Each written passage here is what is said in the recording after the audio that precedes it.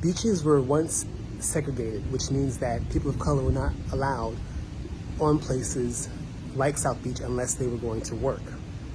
So how was South Beach integrated? How did blacks eventually get the opportunity to go to South Beach just to enjoy it instead of just going to work? Well, to answer that question is to do this. It's to thank Reverend Theodore Gibson, Mr. Oscar Range, and Mr. Garth Reeves for putting pressure on politicians and leading persistent, consistent, and peaceful protests on the beaches. The protesters would put on their beach clothes, get in the water, and enjoy the beaches. That's pretty much how they protested. They enjoyed the beaches with the knowledge that they could possibly be arrested, possibly get beat up, or possibly even be killed. Reverend Theodore Gibson, Mr. Garth Reeves, and Mr. Oscar Range were always prepared to talk to the politicians and always came with the evidence that, yes, blacks are entitled to enjoy every beach in South Florida. And at a point, the politicians just never responded, never really talked, never really argued with them. So how did the beaches get integrated? They just got integrated. It just kind of just seamlessly happened. And when I say they were unbothered, I mean that they weren't really touched. Yes, sometimes the whites or the police would threaten them, but the protesters would just keep going until they were hurt or arrested. And it just didn't happen, really. And if an issue did occur, such as a protester getting arrested on South Beach or Crane Beach, there would simply be a lawsuit, and the authorities knew what the outcome of that lawsuit would be. The people of color would win. And yes, people of color did have the Virginia Key Beach, but it was time to expand and get equal rights, just like everybody else. But let's change topics for a minute. It'll all make sense, I promise. People of color in South Florida did not always have a voice. It's amazing the technology that we have to get stories and information out there. But let's go back to the Jim Crow era, the late 1800s and early 1920s. When publications wrote stories or articles about the going-ons in the black community, the stories were often minimized and weren't in depth. With that being said, we can truly be grateful for people like my fraternity brother Henry Reeves, who started the Miami Times. Brother Reeves' relationship with journalism started as a young boy. He was actually an apprentice for the Nassau Guardian, which is one of the biggest newspapers in the Bahamas. Born in 1882, he attended public schools in Nassau and was tutored privately in university studies. Brother Reeves would eventually, along with some of his partners, start the Magic Printing Company. In the midst of having this company, he needed the materials for it to operate. So he took a trip to New York. On his way back to the Bahamas, he stopped in Miami, and he realized that blacks didn't have a voice. Fast forward in the year 1923, Brother Reeves created the Miami Times.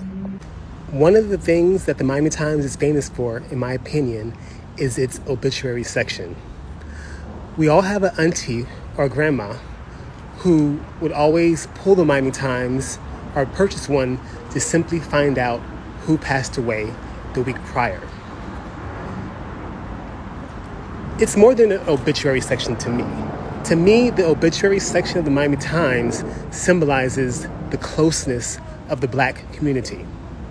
9 times out of 10, when auntie or grandma pulled the Miami Times, they knew someone who had passed away the previous week. The Miami Times paper that's here in black and white is the June 1st 1957 edition. And what's really cool about this paper is that this is one of the papers, of course, that was printed under the leadership of Brother Henry Reeves. And again, Brother Henry Reeves is the actual founder of the Miami Times.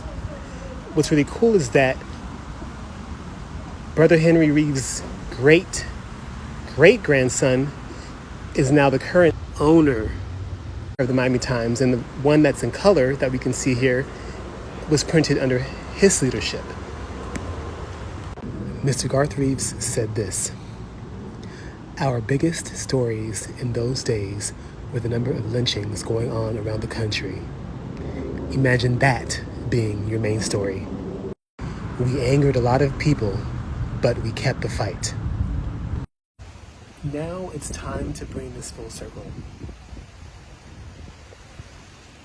If you haven't figured it out by now,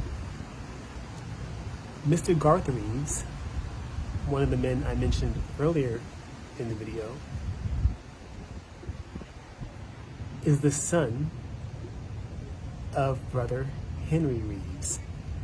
And just to give you a refresher, Mr. Garth Reeves is one of the men who led the fight to desegregate the beaches here in South Florida. Now we're in the early 1940s. Brother Henry's son, Mr. Garth, received his degree in print studies from Florida A&M University and would serve in World War II for about a year. Okay, now let's take a moment to analyze.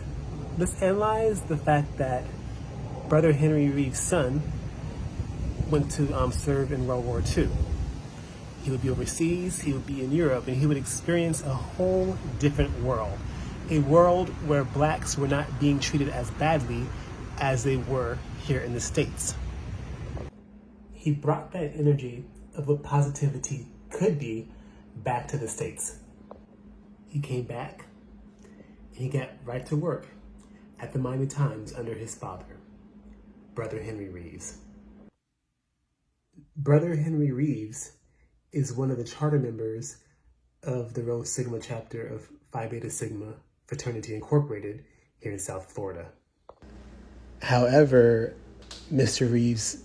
Henry Reeves' son, Garth, joined Omega Psi Phi Fraternity Incorporated. I'm not for certain if he joined in undergrad at FAMU or if he joined after he graduated. However, he is pictured here with the glasses, and I believe this is the Sigma Alpha chapter of Omega Psi Phi Fraternity Incorporated.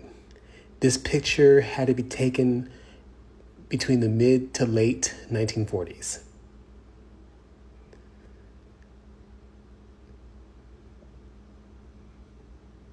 And that's Mr. Garth Reeves right there.